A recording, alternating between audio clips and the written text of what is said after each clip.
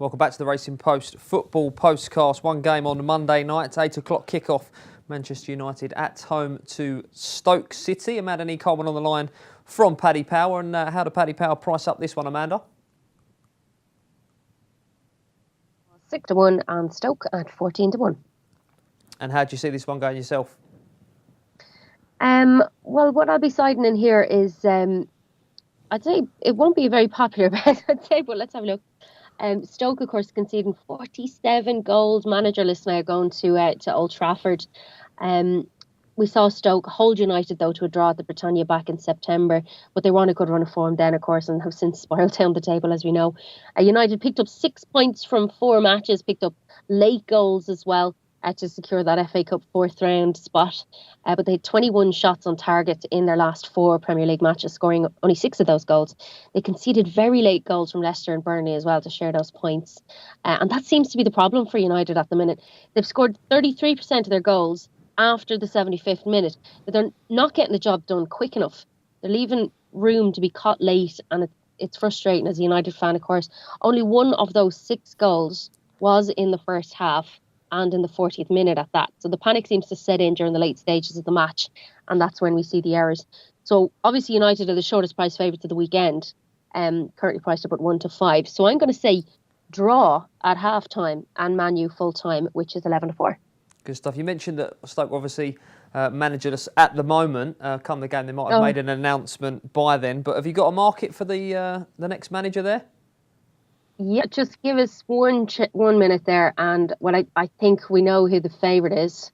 Of course, news there last night that Martin O'Neill could be heading there. He's in talks with them at the minute. So just give us a second here. I'm just finding it hard to find that market. There's been a load of different favourites, aren't there? I mean, Bilic, there was a lot of money for Bilic at some point. Giggs was the. I don't think it was ever going to go to. I don't think they were ever going to give it to Giggsy to the end of the season, were they? I don't think there was any chance of that. Yeah, the Bilic one surprised me. Gary Rowett didn't. I mean, doing a very good job in the Championship with with Derby. I think it was only right, really, they would look for somebody like that. But then he's decided to stay, with the Rams, and I mean, it's pretty desperate stuff, really, if you start pointing Martin O'Neill. I mean, I was ready to unload on Stoke to go down if Bilic was appointed. Yeah, well, I mean, Martin O'Neill, I mean, he's been out of club football for a long, long time, hasn't he? Maybe a little bit of a shock factor early on. Would you see them as a bet to be relegated? I've been on them since the start of the season to be relegated. The biggest surprise for me is that Stoke seem surprised that they're as bad as they are. I mean, they spent like nearly 50% of last season in the Premier League's bottom 3. They signed some absolutely horrendous players.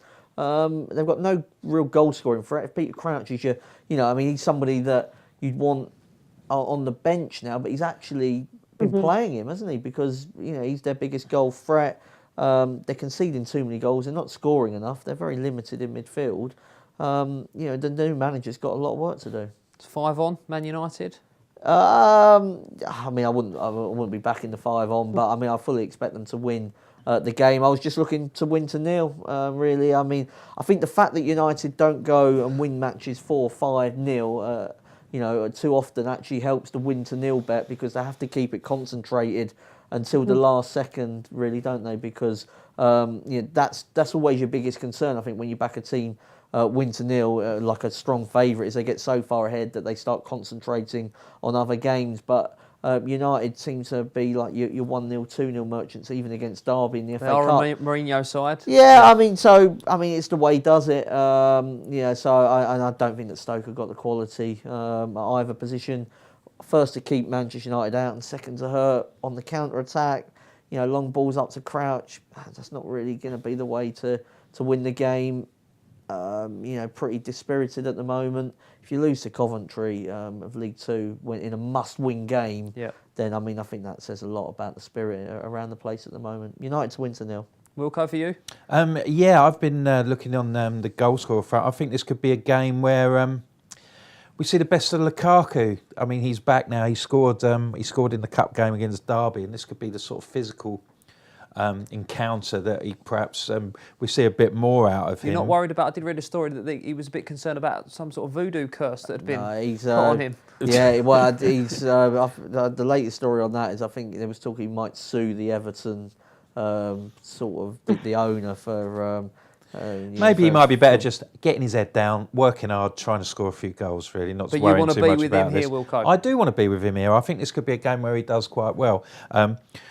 The Stokes record against, the Stokes record against everybody's been pretty terrible, but, they beat Arsenal earlier in the season, but they've let in 9 goals against Chelsea in 2 matches. They let in 7 against City, 3 against Liverpool and 5 against Spurs. I know perhaps United aren't in the same sort of level as a lot of those teams when it comes to pushing forward and being positive, but I still think that he could have a big game against this lot. He's not scored more than 2 goals, more than 1 goal in a game since the win over West Ham on August the 13th, but he did score against Stoke in their 2-2 draw at the Bet365 Stadium, so I would suggest that 7-2 that he scores more than 1 goal in this game might be worth a poke. How short is Martin O'Neill now to be the Martin next O'Neill? Yeah, he's priced up at 8-15. You've Bilic at 9-4. Chico Flores 7-2. Lee Johnson 17-2. 16s for Ryan Giggs 25s bar. And you don't think O'Neill can save a mark? Maybe. I think that's all what they do in January, really.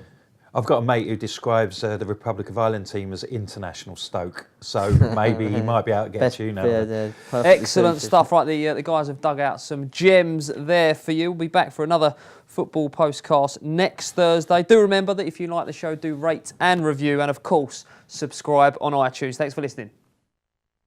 Check out Paddy's Rewards Club. Place 5 bets of £10 or more across any sport in a week and get a £10 free bet the next week. Paddy Power, you beauty! Max £10 bonus per person per week. Excludes shop bets. Selected odds. Conditions and exclusions apply. 18+. BeGambleAware.org.